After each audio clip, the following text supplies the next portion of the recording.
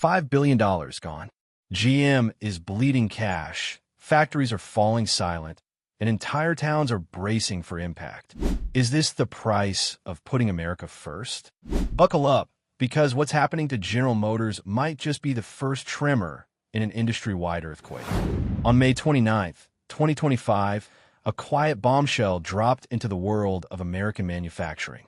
In a letter to shareholders, GM revealed that newly imposed auto tariffs could cost them up to $5 billion this year alone. The fallout? Not just a factory or two slowing down.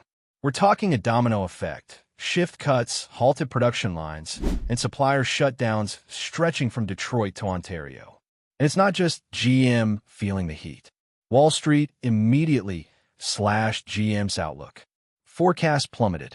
Workers are watching their jobs slip away. Analysts are warning of up to 50,000 jobs at risk. And that's just the beginning. Now here's the kicker. These tariffs weren't meant to destroy. They were billed as a precision move to bring jobs back to U.S. soil, to revive the golden era of American factories. But the reality? Harsh and cold.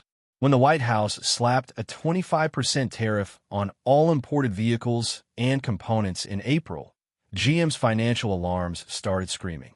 CEO Mary Barra didn't mince words. These tariffs could wipe out $4 to $5 billion from 2025 earnings, and the consequences are already visible. Funds for Ultium battery R&D slashed. Innovation on hold. There was a brief glimmer of relief. A late April tweak capped cumulative tariffs and offered a tiny 3% credit. But only if final assembly was done in the U.S. Too bad for GM. 40% of parts in most models still come from overseas. That means Silverados, Equinoxes, Escalades, iconic American nameplates, are now walking targets. Add in the old steel and aluminum tariffs, and suddenly, every new GM truck is $3,200 more expensive before it even hits the dealership lot. The first real cracks showed up in the supply chain. Take the steering knuckle. It jumped from $28 to $36. Multiply the kind of price hike across 30,000 plus parts, and you've got a financial tsunami. GM tried to shield consumers, but Wall Street wasn't having it. Mid-year price increases became inevitable. But this isn't just a story about parts and spreadsheets. Let's talk about what's really happening on the factory floor. When people hear GM shut down, they picture locked gates and silent assembly lines. But what's really happening is more insidious, an eerie quiet spreading from plant to plant. It began April 11th in Detroit. Factory Zero paused operations and sent 200 workers home. The official line? Slowing EV demand. But inside the plant, everyone whispered the real cause: rising costs from tariffs. By late April, Ingersoll's Cami plant stopped building bright drop vans. Not until October. Over 1,200 people laid off just like that. In Oshawa, a third shift disappeared overnight, killing another 700 jobs. And it didn't stop there. Temporary job listings vanished, and trucking lots filled with idle trailers. Suppliers like Adient shut down 2 plants in Tennessee, slashing another 400 union jobs. The execs call it elastic idling, a polite way to say we're waiting and bleeding money in the meantime. But the bleeding isn't just corporate, it's deeply personal. In Michigan, diners say they've lost 40% of their regulars. In Indiana, one tool shop owner warns, if this goes on, I'll have to cut my team in half. Wall Street's reaction? Brutal. GM's forecast took an 18% hit. And here's the brutal irony. This all comes at a time when GM was supposed to be leading the electric revolution. But instead of a green future, GM's staring down a dusty row of unsold EVs and questioning whether the bet was too big or just poorly timed. If you're finding this as wild and worrying as we are, don't forget to hit that like button and subscribe to Global Pulse. We're cutting through the noise and showing you how these policies are reshaping real lives and industries. Let's dive deeper. GM once led the charge into the electric future. Factory Zero was buzzing, Ultium was the next big thing, and the promise of clean energy was real.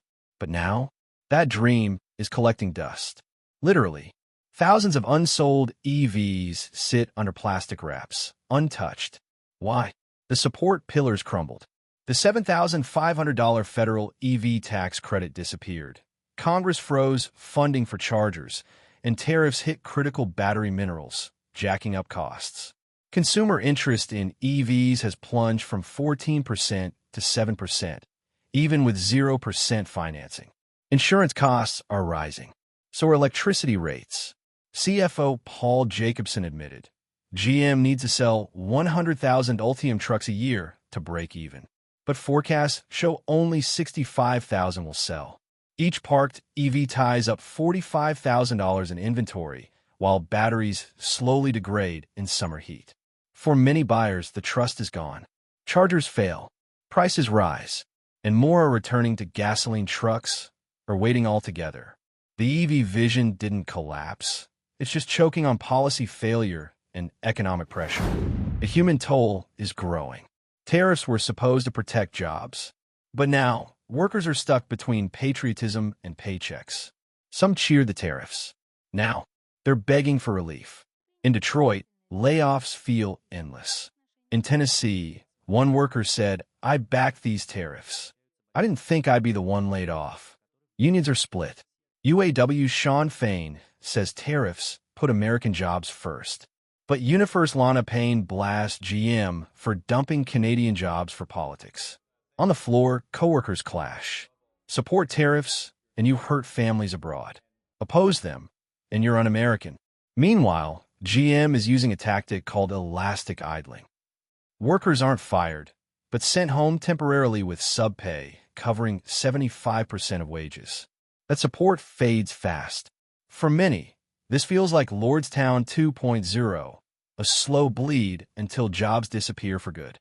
Trump shrugged off the crisis. GM made their choices, he said. No rollback, no rescue, just a warning to adapt or go under. The result? Confusion, frustration, and workers divided while plants stay quiet. GM's problems are no longer just GM's. They're industry-wide and global. In Canada, Stellantis Windsor plant is barely hanging on.